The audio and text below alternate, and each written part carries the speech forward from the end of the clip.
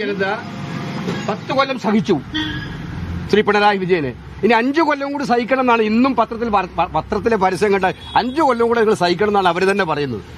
അത് സഹിക്കില്ല എന്ന് തീരുമാനിക്കുന്ന അതിനിർണായകമായ ദിവസമായിരിക്കുമെന്ന്. അത് തരംഗമായിരിക്കും, UDF അനുകൂലമായിട്ടുള്ള തരംഗമായിരിക്കും. പിന്നെ UDFന്റെ ഏറ്റവും ശക്തമായ ജനങ്ങളെ സ്വാധീനിക്കുന്ന ഗ്യാരണ്ടികൾ പാവപ്പെട്ടവർക്ക്, സാധാരണക്കാർക്ക് അവരെയൊക്കെ തന്നെ ചേർത്ത് പിടിച്ചുകൊണ്ട്, നമ്മുടെ സഹോദരിമാരെ ചേർത്ത് പിടിച്ചുകൊണ്ട്, യുവാക്കളെ ചേർത്ത് പിടിച്ചുകൊണ്ട് UDF പ്രഖ്യാപിച്ചുള്ള ഗ്യാരണ്ടികളിൽ വിശ്വാസം അർപ്പിച്ചുകൊണ്ടുള്ള വോട്ടിംഗ് ആയിരിക്കും. അത് തരംഗമായിട്ട് മാറും. അതിന്റെ സൂചനകളാണ് കാണുന്നത്. വോട്ടിന് കോഴ എന്നുള്ള ഒരു ആക്ഷേപം, അതായത് പ്രത്യേകിച്ച് പാലക്കാട്, തൃശ്ശൂർ, കിറ്റ് വിതരണം, പണം കൊടുക്കല്, ഇങ്ങനെയൊക്കെയുള്ള കാര്യങ്ങൾ, സാരി കൊടുക്കല്, ഇങ്ങനെയൊക്കെയുള്ള ആക്ഷേപം കേരളം കണ്ടു പരിചയിച്ചില്ലാത്ത ഒരുപാട് കാര്യങ്ങളാണ്.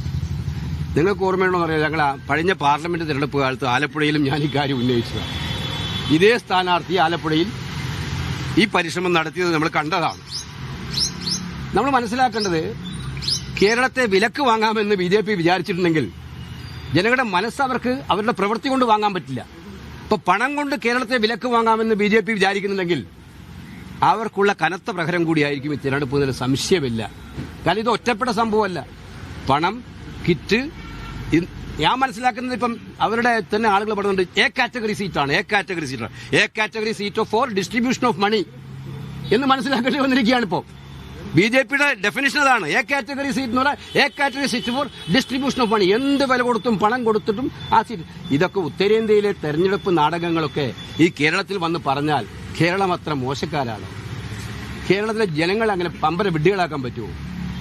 എനിക്കതിനകത്ത് വളരെ ഗുരുതരമായിട്ടുള്ള കാര്യം, ഇലക്ഷൻ കമ്മീഷൻ മിണ്ടുന്നില്ല. നിങ്ങൾ കണ്ടു ഇന്ത്യയിലെ ഇലക്ഷൻ കമ്മീഷൻ ഇന്നലത്തെ ചിത്രം. ബംഗാളിൽ ഒരു രാഷ്ട്രീയ പാർട്ടിയോട് നിങ്ങൾ ജയിക്കാൻ പോകുന്നില്ല എന്ന് ഇലക്ഷൻ കമ്മീഷൻ ഓഫ് ഇന്ത്യ പറയുന്നത്.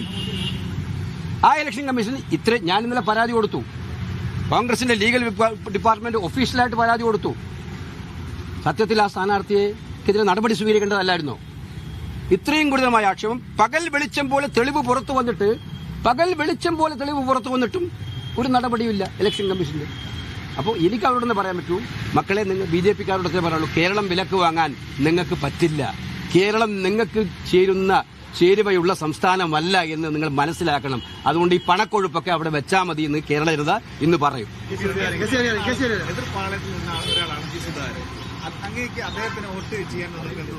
പ്രത്യേകിച്ച് ചിഹ്നം കൈപ്പത്തി പോലുമല്ല. അതൊരു കാര്യം മനസ്സിലാക്കുന്നത്, VS ഉണ്ടായിരുന്നെങ്കിൽ, VS അച്യുതാനന്ദൻ ഉണ്ടാകുമായിരുന്നെങ്കിൽ കമ്മ്യൂണിസ്റ്റ് പാർട്ടിയിലെ ഇത്തരം നെറികേടുകൾക്കെതിരെ ചോദ്യം ചെയ്യാൻ ഒരു മനുഷ്യനുണ്ടാവുമായിരുന്നു.